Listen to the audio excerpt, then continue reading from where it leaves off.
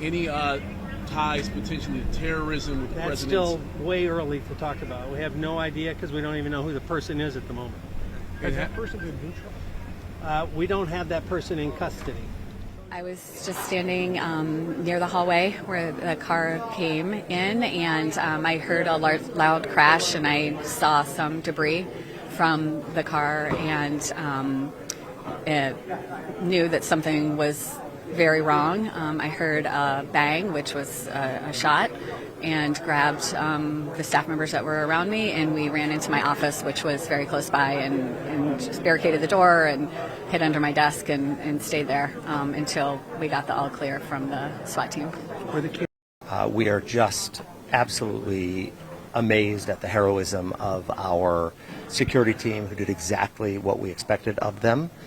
At the same time, we were trained, and all of our staff members, all of our teachers have been trained over the years because we expect these things to happen. We just never want them to be real.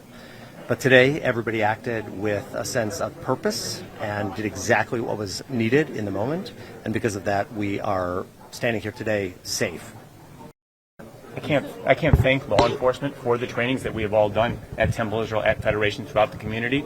The teachers, security team, wonderful job. Why? Because they've trained us. We've done this, unfortunately, more often than we're willing to admit, and we will continue to train. So we are ready, and thank God for their training, and this is the outcome. Besides the training and I want to look everybody in the eye and say, we are proud, we are safe, we are doing everything we can to keep the Jews safe, and our community depends on it. And I want to thank, again, the law enforcement and our private security for helping that. To add to that, this wasn't an attack on just Jews. This was an attack on all of us and our way of life. You should all be free to pray wherever you want. This is not just about us, this is about the community and how we should live as humans. Will you be able to hold services this weekend? We're actually figuring out details right now. We will not be able to be in our building because it is currently an active investigation, but we have so many people who have offered their synagogue spaces and other spaces, and we'll be announcing that hopefully very soon. This is a deeply disturbing and tragic incident, and our deepest sympathies are with the victims, their family, and the entire Jewish community.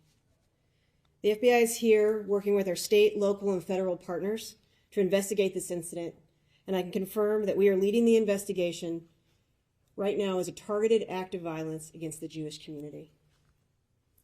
As my partners have said, this is an active and ongoing investigation with an active crime scene, and I ask for your patience as we process this evidence and pursue every lead that has come to us and that we have developed thus far.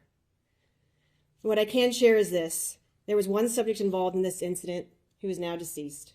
And as my partners have said, we've had no victim fatalities.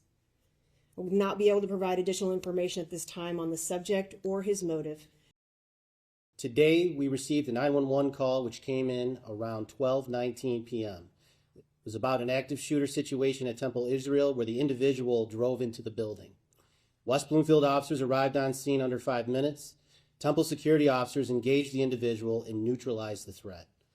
Our officers, combined with area agencies, cleared the building multiple times and safely and successfully evacuated all children and staff. This is an active crime scene, and we are examining every angle related to this situation. No kids, no staff were hurt. Now, there were some injuries and things that had to be taken care of. One of the head of security was taken to the hospital. He got knocked down by the car when it breached the building, and we've had 30 law enforcement officers taken to the hospital for smoke inhalation. So a lot of our folks from my SWAT team and other agencies are still in treatment because that building became engulfed when the car, and we'll learn all of that through the investigation, why it became engulfed in flames. This community works together hand in glove. This community takes care of each other. And we have been communicating regularly. I have been texting the chief, not just in West Bloomfield, but every place that's got significant houses of worship, Jewish facilities, synagogues, temples, you name it, over the past 2 weeks. Obviously, what happens around the world sometimes affects us. So we have to think about it and be prepared for it. So we've been talking. I texted actually the head of security from the temple 2 days ago and communicated some information to him. As the CEO of the Jewish Federation of Detroit, I'd love to say I'm shocked or I'm surprised, but I'm not. This is something that we trained for. Thank you to all of the law enforcement officers who stand behind us and the many who don't. Thank you to our Jewish community security team. This is a tough time. It is a tough time, but we will get through this. We'll get through this together. We'll get through this stronger. And we'll continue to be loud and proud of being Jewish. This will not change us. This will not deter us, and we will continue.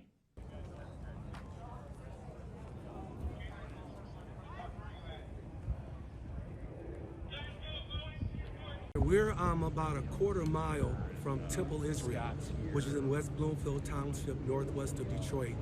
Earlier today, there was a reported active shooter at the school inside Temple, Israel.